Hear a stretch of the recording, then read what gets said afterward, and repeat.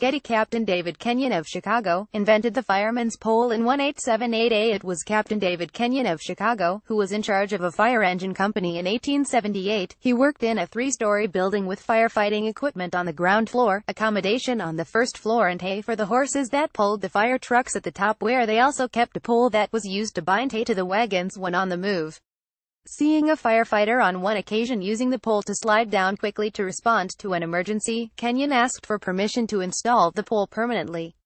When others noticed that his firemen tended to be first on the scene at later fires, they copied his innovation, and the fireman's pole became a common feature of fire stations. Were banks obliged to accept and exchange Old English currency, and if so, how ancient can the money be? I stumbled across some old £1 notes the other day. Should banks accept these and exchange them for the new 12-sided £1 coin? Chris Schumann, Bristol. A high street banks will continue taking old notes for a short specified period after they are taken out of circulation. That ended long ago for pound notes, and even old fivers have passed their take-back to any bank date. Now the only place that will accept them is the Bank of England.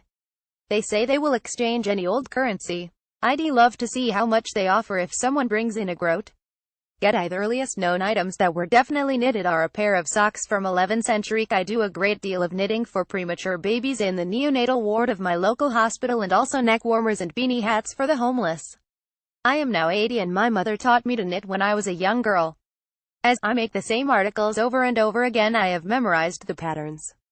But while knitting the other day, I began to wonder when the first knitting was done and when the first knitting patterns were printed.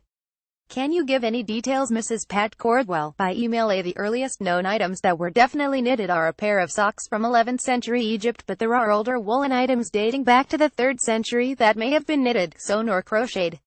The earliest known knitting patterns were printed in a book in Denmark in 1524. The first knitting machine dates back to 1589, but Queen Elizabeth I is said to have refused to give its inventor William Lee a patent because she thought the knitted stockings he sent her were too coarse for royal ankles.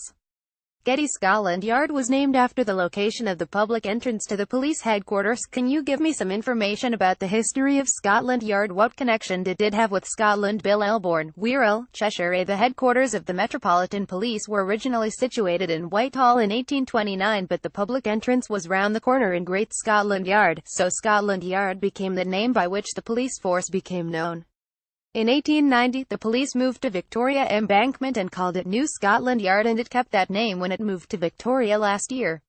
The connection between the original Great Scotland Yard with Scotland is not quite clear, but it is thought that the original street was the home of a diplomatic mission and sort of unofficial embassy of the Kingdom of Scotland in London before the 1707 union between Scotland and England.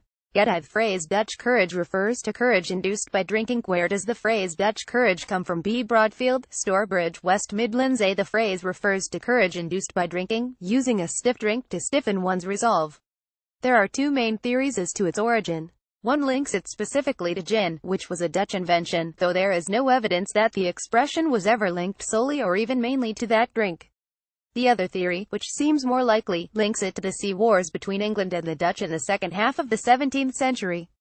During that period, the term Dutch was used in a pejorative sense for almost anything fake or of poor quality.